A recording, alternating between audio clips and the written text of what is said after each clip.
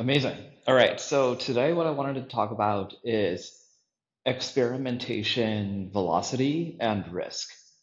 And the reason why I think that this is a very interesting topic is because I think a lot of times people view experimentation in isolation, but actually, experimentation's entire purpose, in many cases, should be a vector to reduce risk, right?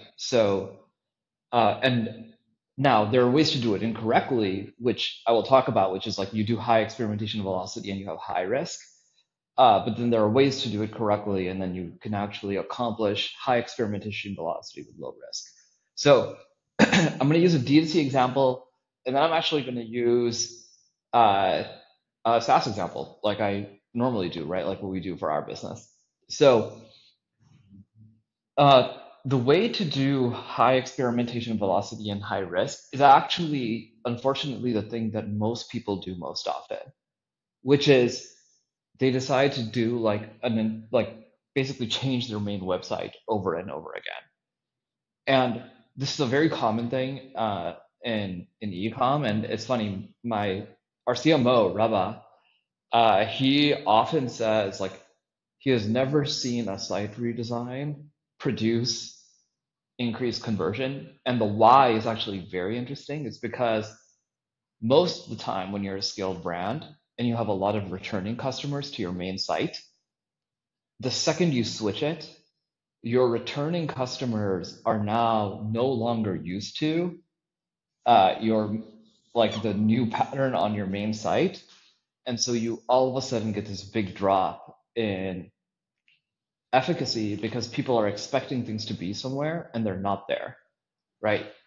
Now, the same thing is true in in SaaS, which is like, hey, if you experiment with your main offering, right? So let's just say like, hey, we used to do X, now we're going to completely reposition and we're going to say like we like position for Y instead.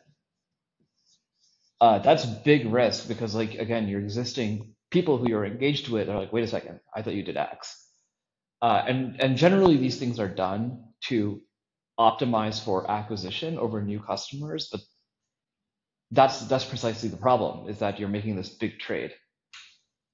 The way to drive high experimentation velocity with low risk is you have to isolate.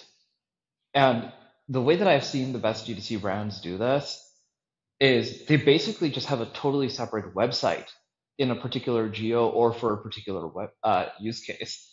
And that is like actually like a new, I've even seen like a new Shopify instance being used often as a strategy with a different pixel and things like that as a way to create like a testing ground or a separation from the main site so that way they don't pull the risk onto the main site. Of course, Format is designed in part to do this, where you have these isolated funnels where you can run experiments at very high velocity in order to drive learnings to improve your marketing efficacy, right? But for people who don't use us, you can just stand up a totally separate Shopify store, and that's where you can run your experiments and just run them in a different geo. Okay, now what is like high risk and low experiment velocity? I mean, that is, I mean, this happens as strange as it sounds, and it's not doing anything on the thing that is currently not working. And the reason this happens is because the person whose job it is to actually change things and to experiment is actually not incentivized to get things to work. They're instead incentivized to not get fired. And generally, a good way to not get fired is to like actually just not make any big changes. And so, unfortunately, there are people who live in this category, but yeah, this obviously means things are not working. And then finally, low risk, low velocity is just uh, things are sort of working and you don't change. And again, like this is like, another way of saying this is like this is like a cash cow, right? Is hey, it sort of works, it's fine. I'm just gonna run it and see what happens. Now, I think that the very interesting analogy, by the way, in organizational running that is like outside of the D2C world.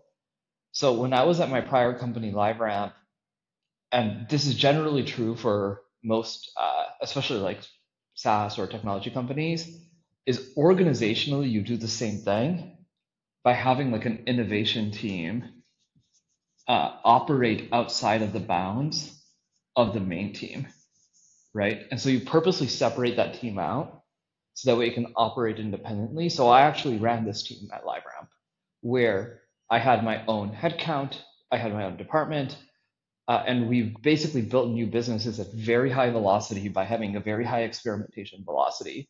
We reduced risk on the main business because we actually isolated all of those resources and then allowed them to run very fast with very high iteration velocity.